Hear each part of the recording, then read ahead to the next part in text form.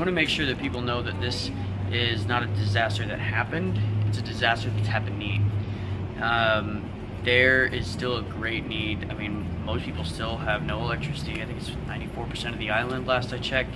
And that's an interesting point, because it's not that they don't have electricity for their TVs or you know, to charge their phones. It's that the water pumps that get water to areas of the mountain, they don't have electricity, so they're not getting clean water. It's impossible to refrigerate food. It's very difficult to get ice. So people that have coolers, they can get, you know, ice, but it's very difficult to get that. There's been a huge influx of generators, so a lot of the grocery stores are now getting generators, and they're getting some food as the roads clear. They're able to stock their shelves with food. But this is not, again, can't emphasize it, this is not something that's happened, it's something that's happening. And these people are going to be in need for months. They're going to need access to some of the most basic necessities for months. And some of them for years. But Brandon and I went down.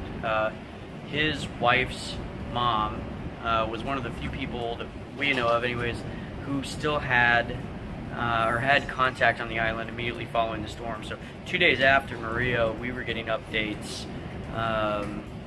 as far as where the need was and what was going on the island. What we heard, what she was telling us is, number one, it was insane. They had no access to gasoline. The water pumps were all down, so very few people had access to clean water.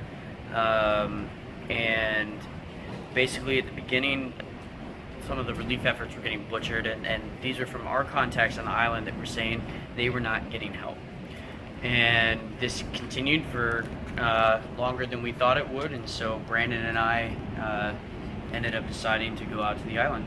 It's a weird experience to have somebody struggling to get clean water, running low on food, to have them try to give you what little they have as an act of hospitality and to say thank you. And we would get that time and time again from the individuals that we would help out. They would want to cook us dinner, they would want, so I mean, their spirit wasn't broken. These people were the same people they were before before Maria hit, just in dire need.